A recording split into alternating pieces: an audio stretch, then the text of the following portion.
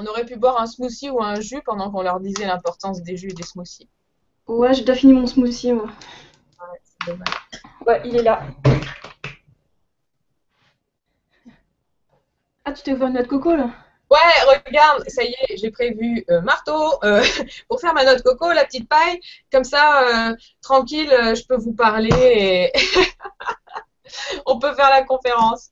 Et je viens de trouver ces fruits. Est-ce que tu connais? Euh, je sais pas, de loin, là, avec le flou, on dirait des amandes, non? Non, non, c'est pas des amandes.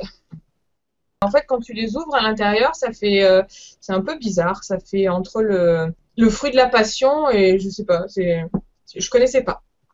Salut, c'est Céline. Salut, c'est Pauline. Aujourd'hui, on va parler de jus et de smoothie. Oui, alors aujourd'hui, c'est le jour 9. On va vous expliquer en fait la différence entre un jus et un smoothie, parce que je m'aperçois que la plupart du temps, les gens confondent un petit peu les deux et on ne sait pas forcément avec quel appareil on va faire un smoothie et avec quel appareil on va faire un jus. Et on va également parler des bonnes combinaisons alimentaires qu'on va pouvoir faire dans nos smoothies et surtout l'importance de certains jus, surtout en transition, qui peuvent être très bénéfiques, mais en même temps faire attention à pas trop en abuser non plus et pas trop en consommer. Qu'est-ce que tu en penses, Pauline? Alors moi, je suis tout à fait d'accord avec toi. Moi, j'ai consommé pas mal de jus et de smoothies. Et au bout de quelques années, je me suis quand même fait une sacrée opinion là-dessus. On va commencer par définir les jus et les smoothies déjà, parce qu'il y a plein de gens qui connaissent pas la différence. Alors un jus, c'est quand on enlève les fibres des jus, des fruits et des légumes pour obtenir un liquide. Un liquide qu'on filtre parfois pour qu'il soit encore moins fibreux, quoi. Alors que les smoothies, ben, ça consiste à mixer des fruits et à rajouter de l'eau parfois. Et donc on conserve les fibres dans les smoothies. Ouais, donc un smoothie se fait dans une machine qui s'appelle un blender ou un mixeur. Et les jus se font dans un appareil qui s'appelle un extracteur de jus, en fait, qui va reproduire l'effet de la mastication et de la mâchoire. Donc, c'est quelque chose de très doux, qui tourne très lentement et qui va reproduire, en fait, le fait de mâcher les aliments et extraire tout le jus des aliments sans les fibres. Ouais. Sinon, il existe aussi des centrifugeuses qui coûtent souvent moins cher, mais qui vont beaucoup plus vite et qui oxydent un peu plus le jus. Oui, Voilà. parce que la centrifugeuse, elle a plusieurs tours et c'est vrai que ça va chauffer un peu plus l'aliment. Voilà. Alors, on va commencer par parler un peu plus en détail des jus. Alors, moi, j'en ai consommé quand même beaucoup en 2 ans. Et là, j'en consomme plus du tout parce que c'est quand même beaucoup de travail. Et c'est vrai que j'en ai abusé. Et en fait, je suis contre les grands litrages de jus, les grandes quantités de jus, parce que c'est trop de travail pour l'organisme, trop à traiter. Et des fois, on fait des mauvaises combinaisons, ou alors on met n'importe quoi dans ces jus, et puis après, ben, on se retrouve à les boire sans arrêt instinctif, c'est-à-dire que on va pas savoir quand c'est trop et quand c'est pas trop. Oui, donc, mais toi, ce qui s'est passé aussi, Pauline, c'est que en début de transition, je pense que ça peut être pas mal, ça peut aider beaucoup de gens à reminéraliser l'organisme. Mais après, c'est vrai qu'il faut pas tomber dans les travers de continuer tout le temps à boire des jus parce que déjà, il y a très peu de calories dedans. Donc, ça nous fait pas vraiment fonctionner et avancer. Marcher au jus toute la journée, ça va pas être très bénéfique et c'est vrai qu'il va manquer des fibres. Le problème, c'est qu'après, ça va créer des problèmes au niveau intestinal parce que il n'y a pas de fibres pour faire avancer en fait dans les intestins et c'est vraiment ce qui est très important. Oui. Donc c'est bien quand on fait une transition, quand on veut débuter dans ce mode de vie, quand le corps n'est pas encore habitué à manger trop de cru, ça peut être très sympa à intégrer dans l'alimentation parce que du coup ça permet d'intégrer du cru mais sans trop de fibres. Mais il ne faut pas oublier que les fibres restent quand même très importantes et qu'il faut quand même en consommer. Voilà, donc l'idéal, ce serait un petit peu de jus, genre un verre le matin par exemple, et toujours manger des fibres dans la journée, histoire de faire avancer les matières dans les intestins, quoi. Alors Ouais, si vous voulez faire attention dans les jus, faites attention avec le persil notamment, avec les crucifères, avec l'ail, avec toutes sortes de choses que vous aurez du mal à manger cru tel quel, parce que c'est trop fort, c'est parce qu'il y a une raison. Voilà.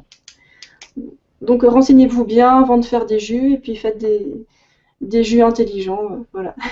les jus intelligents, surtout, c'est des jus à base de légumes, parce que c'est les légumes qui vont être le plus bénéfiques et qui vont avoir l'effet en fait recherché on va dire, pour donner de l'énergie au corps et puis pour l'aider à se désintoxiquer d'éliminer certaines choses qu'on a intégrées dans le corps qui ont été comme les métaux lourds, etc. Donc c'est vrai que ça peut être des cures de jus très, très bénéfiques, mais il faut que ce soit des cures de jus de légumes et non pas des jus de fruits. Intégrer une pomme ou une orange dans votre jus vert, d'accord, mais après, si vous faites un jus de pomme par exemple, c'est vrai que ça risque d'être un peu trop concentré et l'indice glycémique est un peu trop élevé et ça peut poser des problèmes au niveau de la glycémie et de l'insuline. Voilà. Bon, quand c'est une fois de temps en temps, il n'y a absolument aucun souci, mais quand ça devient régulier, les jus de fruits peuvent poser problème. Donc, à ne pas faire tous les jours, surtout pas, quoi. Exactement. Alors donc maintenant les smoothies, tu peux nous expliquer un petit peu, Pauline? Oui. Alors, les smoothies, on peut mélanger toutes sortes de fruits dans nos smoothies, mais pas n'importe lesquels ensemble. Là, par exemple, en ce moment, je me fais quelques smoothies de bananes, pas forcément tous les jours, et donc il faut aussi mettre de l'eau dedans, hein. Sinon, ça devient une purée. Dans nos smoothies, on peut mélanger des fruits doux tels que les bananes, les dattes, les figues, et vous regarderez le tableau des différentes sortes de fruits. On peut les mélanger avec des fruits semi-acides. Je sais que ça peut commencer à devenir compliqué, mais quand on a le dessin sous les yeux, c'est beaucoup plus clair. Et on peut aussi mélanger les fruits semi-acides avec des fruits acides, qui sont la grenade, les oranges et tous les agrumes en général. Et il ne faut absolument pas mélanger les fruits acides avec les fruits doux, c'est-à-dire les fruits sucrés. Parce que quand on mélange les deux, on va de nouveau se créer des problèmes dans les intestins et c'est pas du tout le but, quoi. C'est-à-dire, en gros, on ne va pas mélanger, par exemple, une banane avec une orange. Voilà, Ça, c'est incompatible. voilà, faut éviter ça. Et autre mélange à éviter, c'est les fruits gras, par exemple l'avocat, avec d'autres fruits sucrés. Parce que gras et sucre, comme on l'a dit dans une vidéo précédente, c'est la catastrophe pour les intestins, pour la glycémie, et donc faites attention à ça, quoi. Pas d'avocat avec vos fruits sucrés. Alors, en fait, par exemple, si on mélange de la purée d'amande ou de la purée de noix ou la purée de noisettes avec des fruits, c'est pas un très bon mélange alors. Ah non, c'est un super mauvais mélange. Je connais des crudivores qui font ça et ça leur réussit pas trop. Et pourtant, ils sont accros, mais n'essayez même pas ce mélange. Même s'il est bon au goût, c'est très mauvais pour vos intestins et pour votre Ouais, moral, quoi. j'ai entendu dire en fait que ça pouvait provoquer des champignons, des levures, des candidoses. C'est C'est pareil, hein. ouais. Ouais. À terme, c'est vrai que si on le fait régulièrement, si ça reste vraiment très occasionnel, ça va. Mais après, si ça reste un mode de vie, tous les jours, on consomme des fruits et des gras mélangés ensemble, notamment dans tous les livres qu'on peut trouver aujourd'hui de cuisine. Mm. C'est vrai que comme on veut refaire les choses de la cuisine traditionnelle, on le refait en fait avec de la cuisine. Et à mon avis, c'est encore pire que si on faisait un gâteau cuit sans gluten, sans lait, etc., sans produits animaux. Et il vaut mieux un gâteau cuit à la limite avec une bonne farine, avec un bon sucre, avec des bons ingrédients ou des fruits, etc., plutôt qu'une recette trop compliquée de cuisine qui sera impossible à digérer pour l'organisme et qui va créer des levures et des champignons. Donc la cuisine vivante, c'est vraiment très bien, mais attention vraiment à certains mélanges. Voilà, exactement. Donc on aurait plutôt intérêt à faire toutes sortes de recettes riches en glucides et faire très attention avec le gras parce que j'ai regardé quelques petits rapports et il s'avère que les crudivores qui font beaucoup de cuisine grasse, en fait, ils mangent beaucoup plus de gras que l'américain moyen. C'est un peu aberrant, donc faites attention à ça. C'est assez incroyable, en effet. Ensuite, on n'a pas parlé tout à l'heure dans les jus. Quel type de légumes et de fruits on peut mettre dans les jus parce qu'on ne peut pas tout mettre. Par exemple, la banane ne peut pas être mis à l'extracteur de jus. Ah oui, tout ce qui est trop sec, ça ne passe pas dans l'extracteur, hein, ça fera pas de jus, donc ce qui est banane, date, ça fait rien, quoi. Donc, banane, dattes, figues, poires, tout ça, ça n'a pas trop d'intérêt de les Ah mettre si, dans un... si, la poire, ça passe, ouais. Certaines poires, si elles sont dures, en fait, ouais, ça peut passer.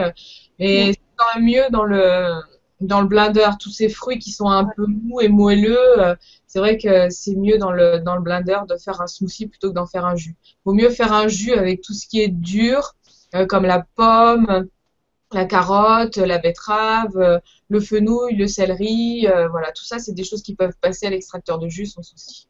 Bon. Voilà, pour moi, ce qu'on peut faire aussi, c'est un mélange de jus et de smoothie parce que des ingrédients tels que l'ananas qui ont beaucoup de fibres bien dures, ça passe pas très bien dans les blenders bon marché. Donc on peut en faire par exemple du jus d'ananas et le mélanger après avec des feuilles vertes et de la banane et des choses comme ça. C'est aussi une solution, quoi. Ou alors mélanger du jus de carotte fait avec le juicer, mélanger avec un smoothie de votre choix, quoi. Ouais, exactement. Ça, c'est pas mal à faire aussi. Un bon petit jus. Et après, on se met dans le smoothie.